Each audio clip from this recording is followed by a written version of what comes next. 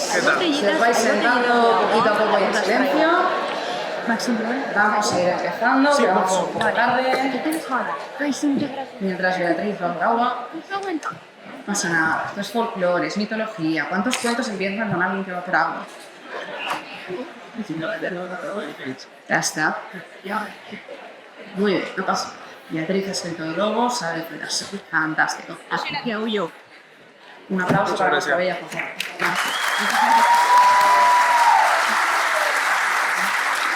Bueno, vamos a ir empezando mientras os acabáis de sentar, que vamos un poco tarde, pero no pasa nada, porque esto es Asturias y sé que no tenéis prisa para cenar, estáis todos llenos de la comida, aún tenéis el último escalopín aquí arriba, así que no pasa nada.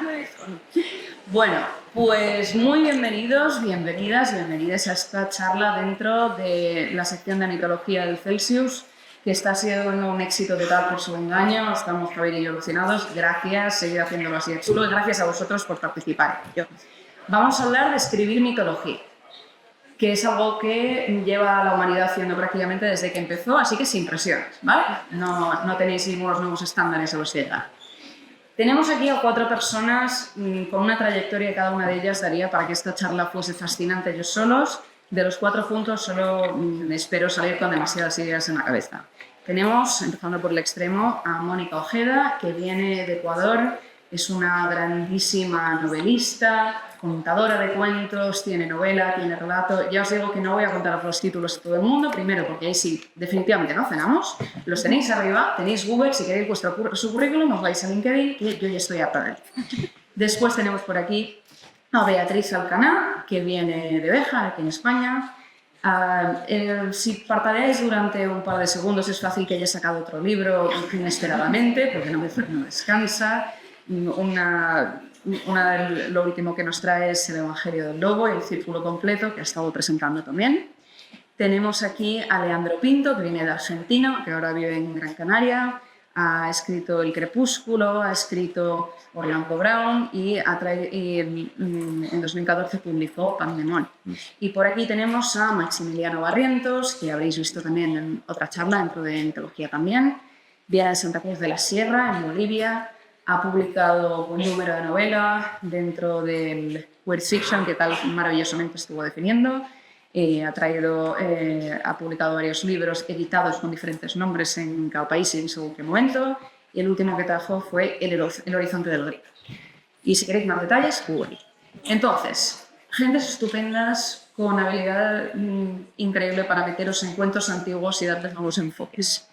Me gustaría empezar preguntándoos si vuestra inspiración viene de una historia mitológica con tintes mitológicos, que puede que conozcáis, que se queda en vuestra cabeza y que empezáis a darle vueltas para versionarla a vuestra manera, o tenéis alguna historia que acaba cayendo en una ambientación con ese punto legendario, mitológico, según vaya pidiendo la historia.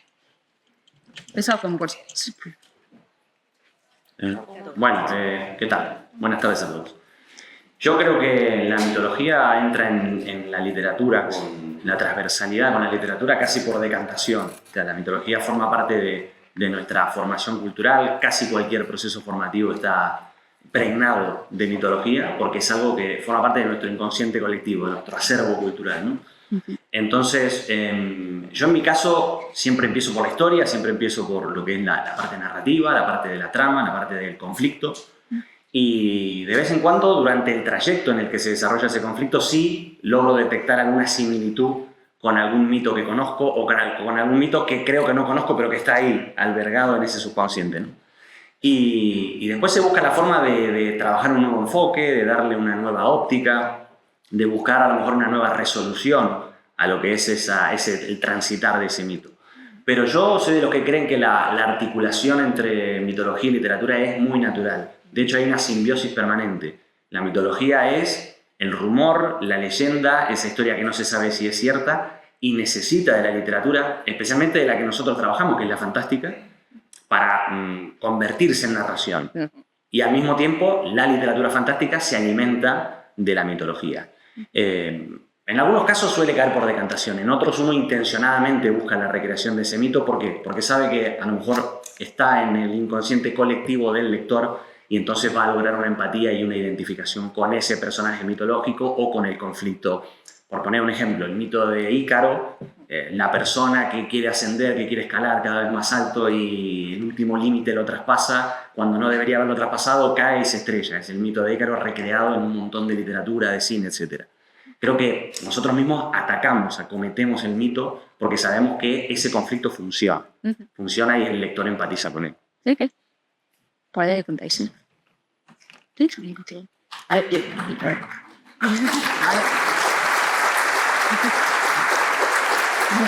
Esta gente es muy guay, pero si vais a aplaudir después de cada intervención nos quedamos sin charla súper rápido. Es verdad. Yo estoy totalmente de acuerdo con Leandro. De hecho, me ha sorprendido cuando lo has dicho, porque es que me siento absolutamente identificada y me tomaba yo a mí misma por un bicho raro. Es decir, en ocasiones estás trabajando sobre un mito y dices, wow, mi novela. Y en otras ocasiones estás trabajando sobre una novela o sobre una historia que tú crees que es muy original y dices, wow, esto ya se le ocurrió a Hesíodo. Sin ir más lejos. Es cierto, es cierto. Lo que ocurre es que yo a veces pienso en la mitología, en todas las mitologías, porque hay algo que comparten todas las culturas. Todas tienen mitos y todas tienen ese conjunto de mitos al que acabamos de llamar mitología. Es una especie de surtido cuétara, es verdad, tienes de todo, no todo es igual, pero todo tiene algo en común. Y es muy tentador, es muy difícil decirle que no a esa galletita, a ese relato, a ese mito, a esa historia y convertirla en tuya, tragártela, nutrirte de ella para crear tus propias historias, porque son muy jugosas, por eso permanecen. Tú hablas de que estaban en nuestro colectivo, lo que permanece, permanece por algo. De hecho, da igual que estemos hablando de mitología griega, como puede ser a lo mejor nuestro caso, o de mitología lovecraftiana, como es el caso de Ojeda. Es que es exactamente lo mismo, es algo que permanece. Por algún motivo sigue ahí, algo tendrá de especial.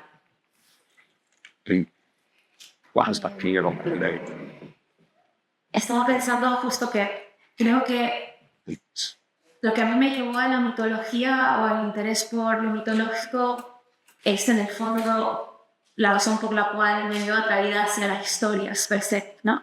Hay un autor que a mí me encanta que se llama Pascal Quignard, que en uno de sus libros dice una cosa muy cierta, dice: la vida no tiene forma de relato. Y es verdad que la vida no tiene forma de relato, pero para nosotros es inconcebible entender la vida por fuera del relato. Y de hecho, a veces solo podemos entender determinadas cosas inconcebibles, contradictorias en nuestra existencia, cuando elaboramos un relato sobre ellas. Creo que por eso seguimos leyendo libros, seguimos inclinándonos hacia la literatura. Y la mitología justamente es ese primer estado en donde, bueno, es cuando surge también la literatura, no surge cantada, surge mitologizada, precisamente porque para poder hablar sobre por qué la destrucción y la creación van de la mano y cómo cada vez que hablamos de esto, bueno, vamos a generar este mito con esos personajes para poder entender por qué la destrucción y la creación van de la mano.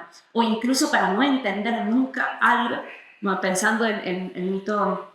en la mitología griega, que ya lo he mencionado justo ahora, para no entender algo, por ejemplo, por qué Orfeo se voltea y ve a Eurídice sabiendo que se va a ir.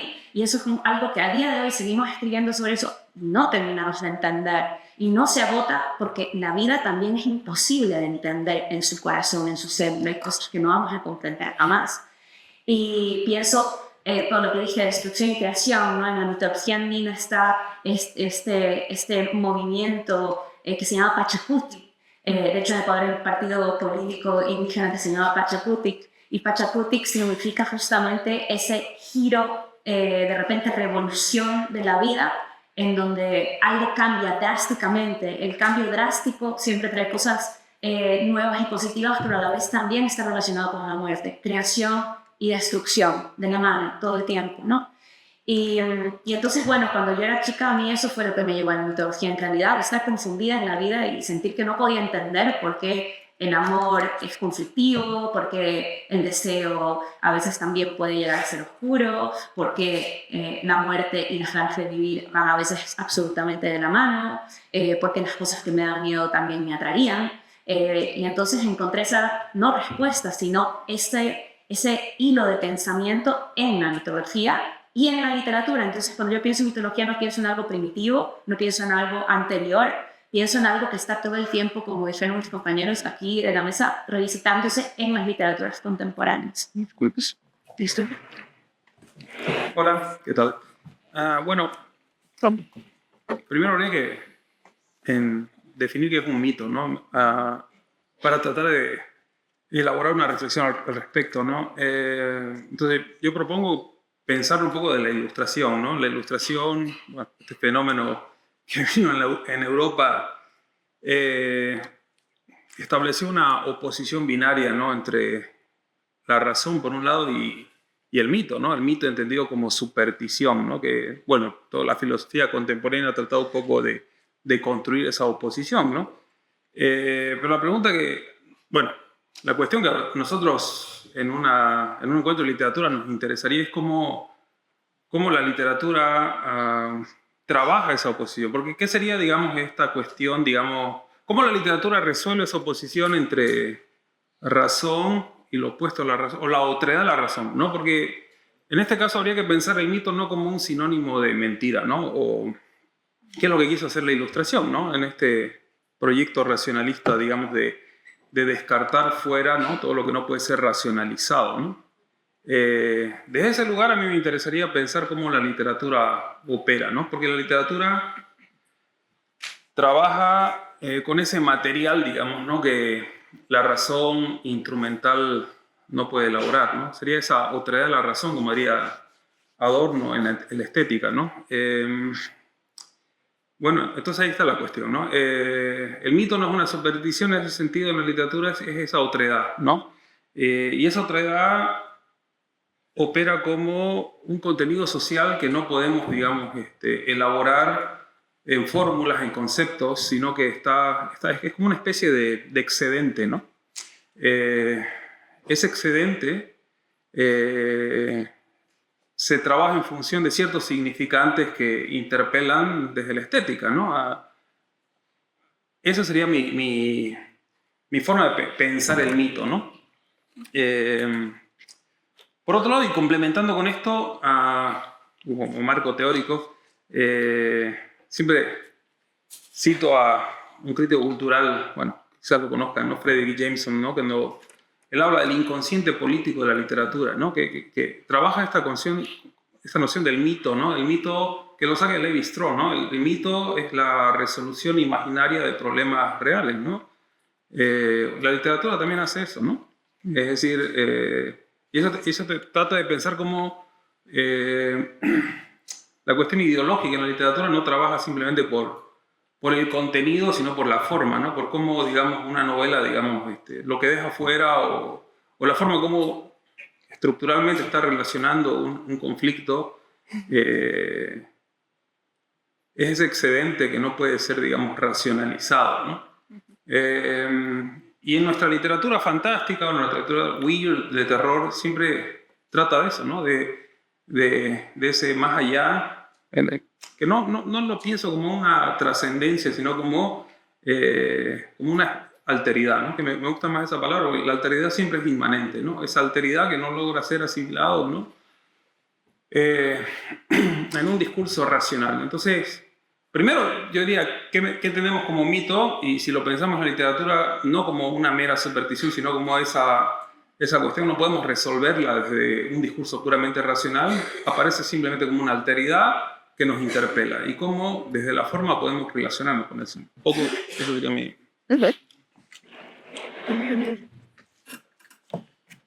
Hay otro tema que me parece que es muy interesante respecto a la mitología y prácticamente en lo que es la tradición oral, que es la capacidad de mutar de los mitos. El hecho de que en el cuento contado hace 2000 años, en un lugar concreto, no va a ser lo mismo que hace 1500, que hace un siglo, que ayer. El hecho de que cada persona va a impregnar el mito de su propia visión y de su propio punto de vista. Entonces, me gustaría preguntaros por el potencial de reescritura de los mitos, y esto os lo dejo abierto, ¿dónde creéis que este potencial es más rico? ¿Qué nos puede aportar esa reescritura de mitos? ¿Qué nos puede, o incluso en vuestro trabajo, qué os ha emocionado, qué os ha interesado activamente o quizá inconscientemente, de decir, esta historia ahora es mía, puedo hacer lo que quiera con ella, o me ha llegado esta historia de otra persona, qué fascinante es ver esta visión de esta leyenda, de esta criatura, de este monstruo? Bueno, yo creo que los mitos básicamente nos llegan desde dos vertientes, ¿no? Una es la que tiene que ver con el aspecto fundacional de una cultura o de un pueblo, no sé, Cid Campeador, Cantar de los Nibelungos, etc. Y la otra es cuando se convierte en una representación de una conducta humana que no cambia, ¿no? La mayoría de los mitos griegos inciden en esto, el mito de Sísifo, el mito de Narciso, podemos analizarlos todos y veríamos que casi todos son representaciones tangibles de algo que el ser humano arrastre, que es inherente, más allá de que, como comentabas, pasa el tiempo, la civilización va adoptando nuevas costumbres, nuevas formas de vida, pero hay algo que forma parte de la naturaleza humana y que eso no cambia y que está representado en ese mito. Yo personalmente creo que la originalidad en la obra de cada autor, o por lo menos yo intento encararlo de esa forma, está relacionada con su cosmovisión, es decir, con la visión del universo que tenga ese autor en particular. Casi que es el único punto de originalidad que podemos aportar, porque este tema de, como decía Beatriz, se me ha ocurrido una historia que la veo muy original y de repente veo que ya está todo contado, que ya está todo dicho. Esto es algo que nos pasa a nosotros hoy, en el 2025, pero le pasaba a Cervantes en el 1600 y pico. O sea, no es que nos pasa a nosotros ahora porque nacimos muy tarde. En el siglo I, en Gilgamesh, ya estaba todo escrito. Entonces, no deberíamos lidiar demasiado con ese problema de intentar ser originales. Sí creo que la originalidad la podemos aportar, como digo, a través de la cosmovisión. Entonces, creo que ahí se genera un maridaje, una combinación muy interesante entre lo que es la naturaleza del mito que a nosotros nos interesa y ese filtro que es nuestra forma de ver el mundo, ¿no? Ahí podemos jugar con un proceso de reinterpretación, de reelaboración, de remitologización de esa historia. A mí me divierte mucho. Yo, por ejemplo, hay un mito que me gusta especialmente, que es el del laberinto de Creta, el del Minotauro, el del rey Minos, el del laberinto, el hilo de Ariadna y demás. Y bueno, te pones a leer tanto sobre el mito, lo ves tan fascinante, intentas relacionarlo con una posible verdad histórica que pudo haber ahí. La reina, la mujer del rey Minos, que a lo mejor tuvo relaciones con un toro, según nos cuenta la historia, le nació un hijo deforme, un señor con cuerpo humano y cabeza de toro que andaba matando gente por ahí, hasta que el padre tuvo que recurrir a un arquitecto que diseñara un laberinto lo suficientemente confuso para encerrar al bicho raro de la familia ahí dentro, ¿no? ¿Qué vemos ahí? El chico deforme de la familia que lo encierran en el ático porque es la vergüenza de toda la familia, ¿no? Reinterpretaciones permanentes de cada mito. Y en mi caso, en una novela de vampiros que escribí hace un par de años, me interesó tanto el mito que lo incorporé en la novela a través de lo que era mi cosmovisión, a través de lo que era mi visión del mundo en esa novela de vampiros. Y es un ejercicio que uno como escritor creo que lo practica consciente o inconscientemente. Yo me he visto en ocasiones reelaborando mitos sin conocerlos profundamente y en otros casos sí con toda intención. Respecto a tu pregunta, creo que el terreno es muy amplio. Me parece que nuestra capacidad para observar el mundo actual, el mundo en el que vivimos, la sociedad en la que nos movemos, nos brinda una serie de pautas, una serie de directrices a través de las cuales combinar nuestra forma de vivir ese mundo y de interpretarlo con lo que ya nos viene dado culturalmente a través del mito. Y ahí se puede generar un producto narrativo original, interesante, dinámico, pero que además vaya a lo que es lo profundo del conocimiento de cada lector, que es eso que se alberga en su colectivo. Por mantener el orden, Sí. digamos. De nuevo estoy de acuerdo contigo. Yo lo que creo es que el mundo cambia muy deprisa, pero también permanece, sin que nos demos cuenta. Entonces has hablado del mito del Minotauro. Voy a seguir por aquí, porque los mitos tienen distintos arcos y van creciendo. Estos, ¿sabéis? Hay un héroe principal. Esto es sobre todo en la mitología griega. Hay un héroe principal, pim pam, pero a partir de ahí van saliendo arcos. Esto es como Star Wars. Todos conocemos la historia de aquí, pero luego va saliendo, yo qué sé, ¿sabéis? Pues el Mandaloriano, el no sé qué, no sé cuánto, tal. Y la base la conocemos toda. A mí hay un mito que me gusta mucho y que llegué de chiripa. Tú has hablado del Minotauro. Bueno, yo voy a seguir con el mismo héroe, con Teseo, que por cierto es sobre el que escribí mi primera novela. Por eso me gusta, pero no me gusta por Teseo, me gusta por Fedra, que es la segunda mujer de Teseo. Y hay una cosa que me gusta y es que yo llegué de chiripa porque un profesor me hizo leerla. Yo me apunté, yo estaba estudiando un máster en estudios de género. Yo ahí tope feminista, ¿no? Y me llega el tío y me dice que tenemos que leer un libro de Unamuno, que se llama Fedra. Y yo pensando, ¿y en historia de la mujer en Grecia qué leches me importa a mí Unamuno?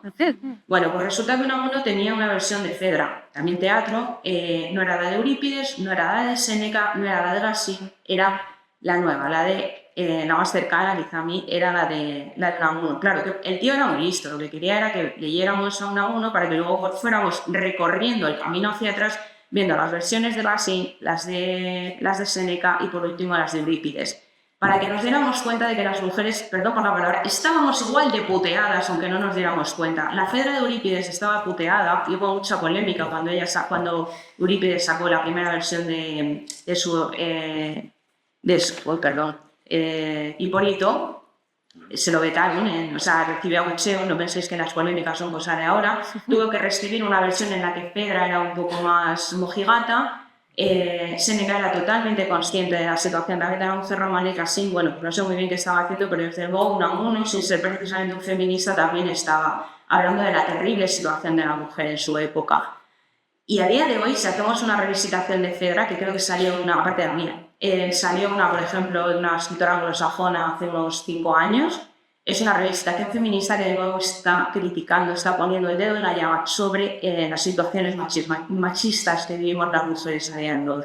Por eso me parece que los mitos, como has dicho tú, siguen siendo válidos, porque cambian nuestra cosmovisión, pero las situaciones en el fondo son las mismas. Quiero decir, la situación de una mujer sometida a la violencia patriarcal es la misma. En el fondo, en la Grecia clásica, en la Roma de Séneca, en la Francia de Racine, en la España de Unamuno y a día de hoy. Es decir, hay algo que se mantiene, hay algo que permanece. Y por eso los mitos son mitos que también permanecen. Si no, serían simples cuentos, de esos que pasan, de esos que son temporales, que se olvidan a los 4 días. Pero esto no, esto tiene algo que deja pozo.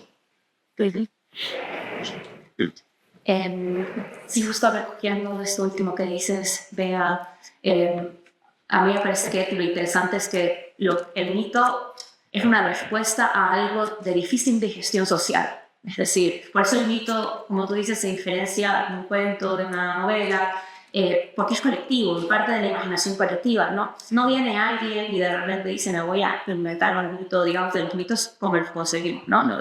Los originarios, ¿no? Me voy a inventar el mito. Es que no va de eso, ¿no? Realmente es un ejercicio de imaginación colectiva para que sea mito, tal y como, digamos, lo pensamos en su origen. Y algo que me interesa de esa digestión colectiva, ¿no? Es que en el mito, la estructura del mito tiene que ver con, de repente, reconciliar lo irreconciliable en la arquitectura del mito, ¿no? Como lo que mencionaba antes, destrucción, creación, eros, tánatos, todas esas cosas que parecen que son difíciles de concebir en la existencia. De repente el mito genera una estructura de relato en donde esto coexiste de alguna manera. Y socialmente nos impulsa a poder existir con estas contradicciones. Y pienso en mitos, obviamente, pienso en clave mitológica con las religiones también, ¿no? Porque son mitos contemporáneos, vivos, y que directamente la gente pues, a veces no las vive como mitos, sino como realidad, por eso también son mitos. No hay una realidad, hay una visión de esto, es absolutamente real, ¿no? Y en esta relación con las religiones, por ejemplo, hay algo que a mí me parece interesante. Una religión, por supuesto, es como visión, por supuesto, historiografía, es geografía, es un montón de cosas que están ahí, digamos, generando la arquitectura del relato.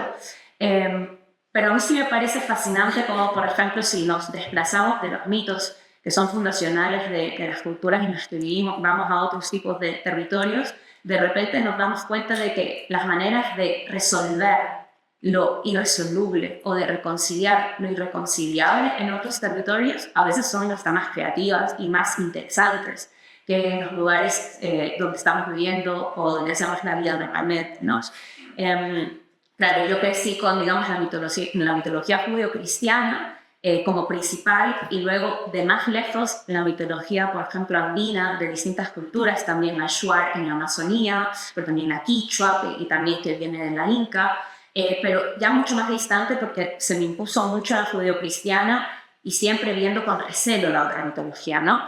Pero, por ejemplo, si yo ahora la pienso desde la actualidad, me parece muy interesante cómo esa respuesta social y colectiva que a través del mito pueden dar culturas como el andinas, las shuars, las amazónicas, o por ejemplo el sintoísmo en Japón, que también tiene ciertas cosas en común con la cosmovisión en las mitologías de otros territorios, que de repente otorgan ontología y no instrumentalización, sino ontología real a la piedra, al árbol, al río, y que hoy mismo que vivimos en un mundo en donde los discursos, por ejemplo, ecologistas cada vez están siendo más agrupados y ojalá todavía más, pero yo vengo, por ejemplo, de un territorio expoliado y donde todavía el extractivismo está haciendo desastres y el actual gobierno de mi país ya ha lanzado leyes para sacar petróleo de la Amazonía en territorios que están además en donde viven poblaciones originarias, ¿no?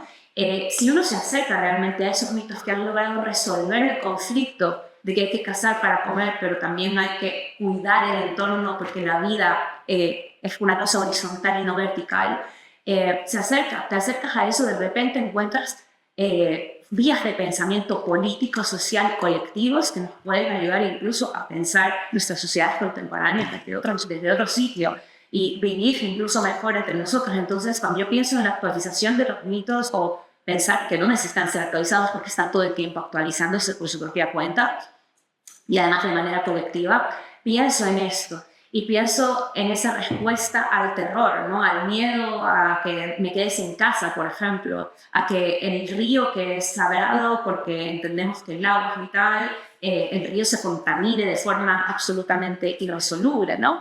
Y cómo genero un relato en donde le doy valor a eso y a la vez expreso el miedo que tengo a quedarme sin agua, ¿no? Y eso es un ejemplo, pero podría ser con muchísimas otras cosas.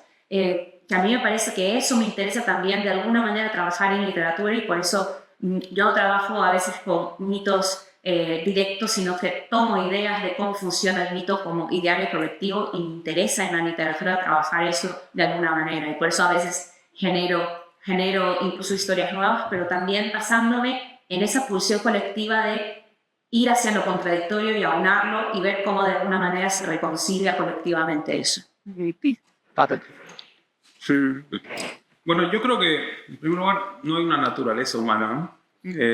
Lo que llamamos, es decir, si pensamos que el mito expresa algo transhistórico de lo que es un ser humano, me parece que ese es un razonamiento falaz, ¿no?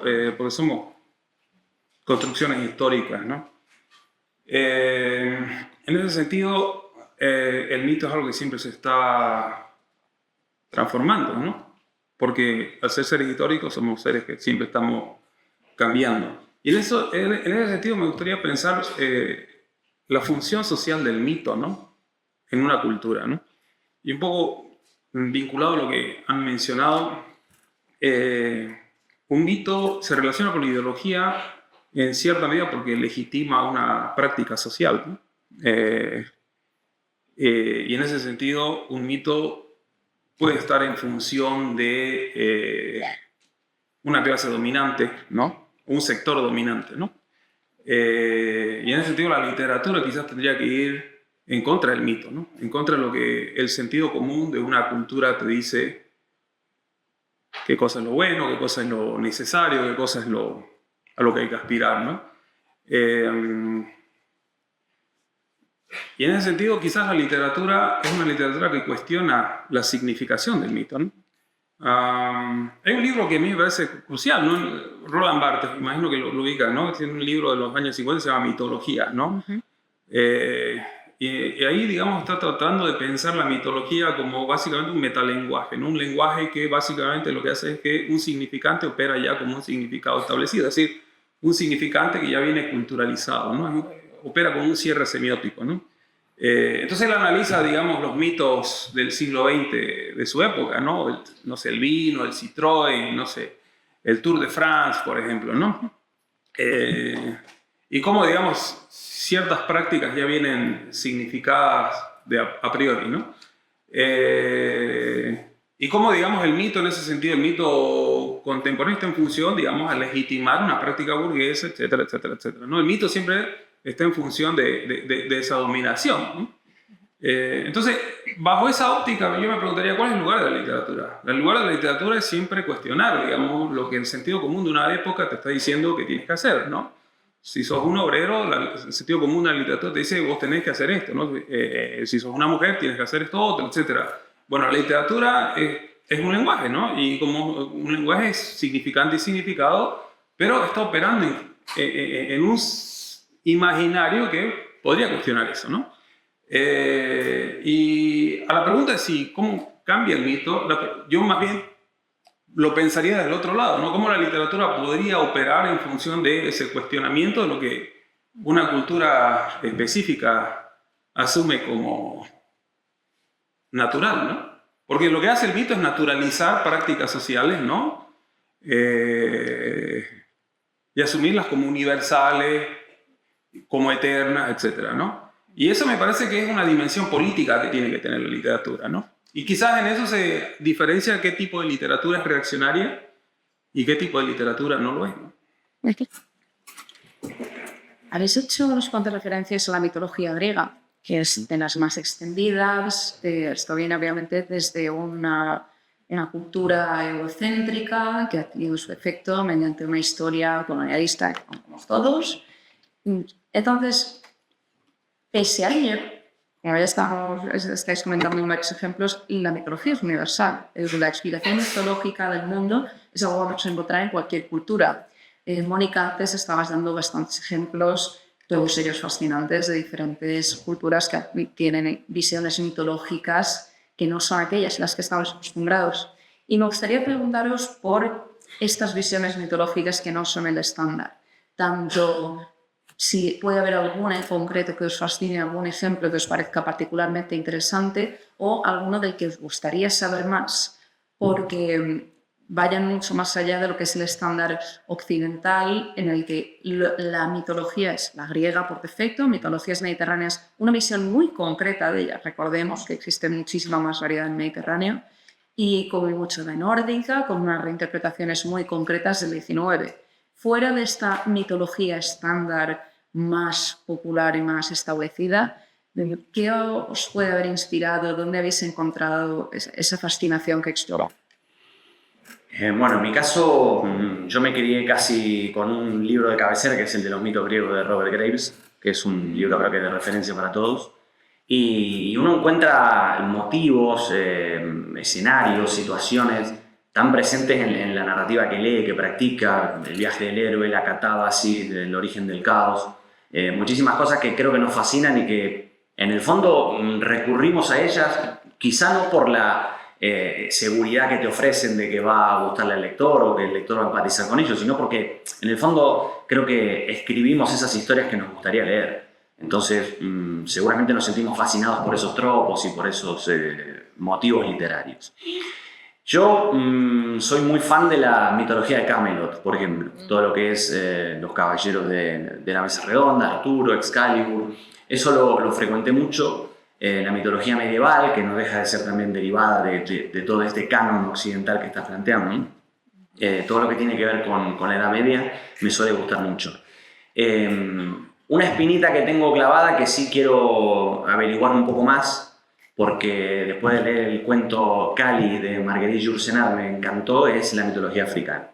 Todo lo que tiene que ver con el sur de África es algo que me interesa muchísimo, pero es verdad que no puedo a lo mejor hablar en profundidad porque lo he frecuentado de forma un poquito superficial o muy básica, ¿no? Pero es un tema al que me gustaría profundizar y que me gustaría averiguar un poco más. Pero por lo demás, entiendo que practicamos una herencia, la cultivamos, la tenemos.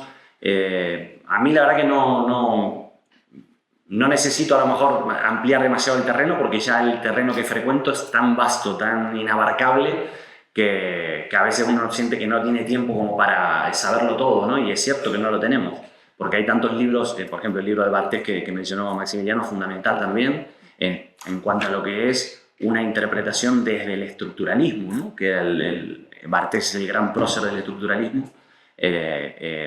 Cómo casan esos mitos clásicos con lo que es la nueva mitología del siglo XX, y en lo que llevamos del siglo XXI también tenemos ya nuestra propia mitología, porque a lo tonto ya llevamos un cuarto de siglo transcurrido, ¿no? Yo la verdad que sí me gusta animar a que tengamos una curiosidad insaciable, ¿no?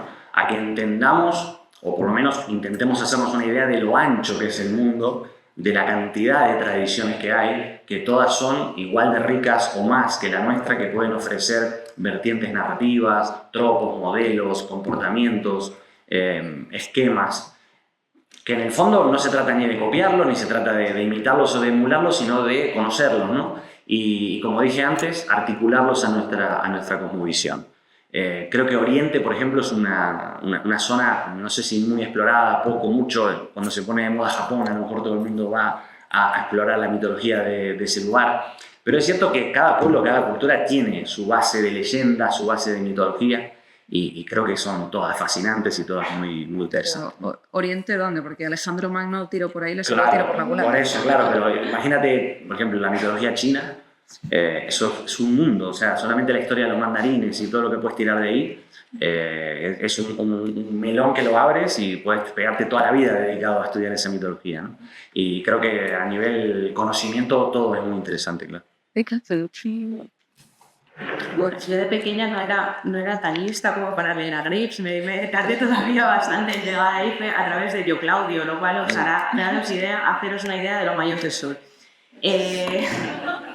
Lo que sí que leía era, pues que tuve mucha suerte. Yo crecí en un pueblo de montaña, en Chiquitajo, pero teníamos una biblioteca de la leche y teníamos una colección de libros que recuerdo solamente el título de mitología griega, que era Héroes, dioses y monstruos de la mitología griega. Eran ilustrados, tenían unos pedazos de ilustraciones alucinantes, y te estaba diciendo que te acuerdas, ¿a que sí? ¿Eran en blanco y negro o en color? No, en color, pero tú eres un joven para acordarte. No, de verdad, o sea, buscarlos, héroes, dioses y monstruos de la mitología griega, pero es que luego eran... Sí, algo así. Está bien también de los mayas. Efectivamente, yo me los leí todos. Estaban, me leí el de la mitología japonesa, el de la mitología nórdica. Había uno de mitología ibérica, alucina, de aquellas, en los 80. Una niña de los 80 que tuvo la oportunidad de leer eso. Eran de todo el mundo. Entonces tuve muchísima suerte y no me pillaron totalmente de nueva. Pero es lo que dices tú, es que, bueno, lo que habéis dicho los dos, es que es cierto, yo estoy enamorada de la mitología del cuerpo romano, absolutamente, es mi imperio romano.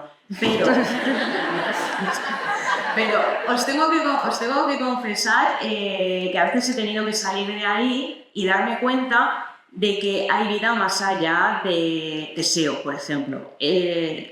Cuando escribí el Evangelio del Lobo, por ejemplo, esto me dio mucha vergüenza, me tuve que documentar sobre mi propia mitología, sobre la mitología ibérica, porque no tenía ni idea. Me di cuenta de lo ignorante que era sobre unos mitos, unas leyendas, un folclore que leches es que es de mi tierra, del Reino de León. O sea, y yo diciendo, ¿y cómo puede ser que no sepa de esto? Tuve que leer y darme cuenta de lo muy poco que sabía y acercarme con mucho cuidado.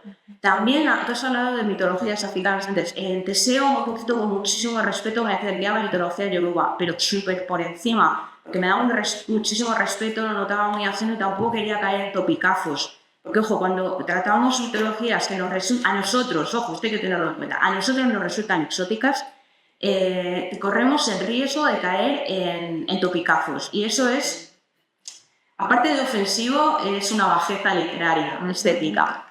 Y otra que me interesa mucho, últimamente también en mi imperio romano, es la mitología egipcia, pero esta tiene truco. La mitología grecorromana la cultura grecorromana bebe horrores de la mitología egipcia, de toda la cultura del norte de África.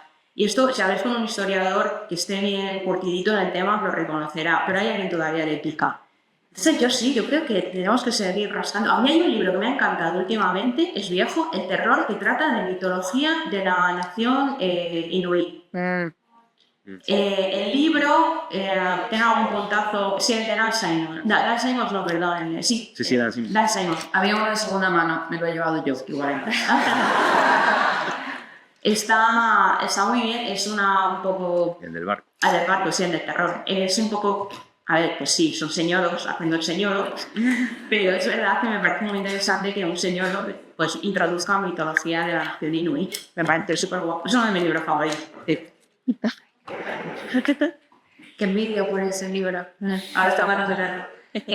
Bueno, a mí en general me interesa en realidad conocer todas las mitologías que pueda. Lo que pasa es que realmente soy bastante ignorante del tema, solamente conozco muy poquitas. Y algo que me gustaría, o sea, algo que sí que me he dado cuenta, y un poco por decir algo diferente, es que me inclino más cuando me aproximo a mitologías a buscar cuáles son los monstruos de estas mitologías. Me interesan mucho los monstruos mitológicos, ¿no? Y eso también me vino, o sea, otra vez voy a repetir lo de la mitología grecorromana, perdón.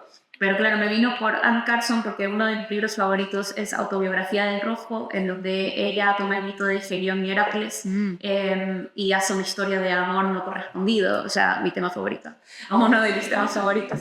Y hace de Gerión, que es el monstruo, un monstruo enamorado, ¿no?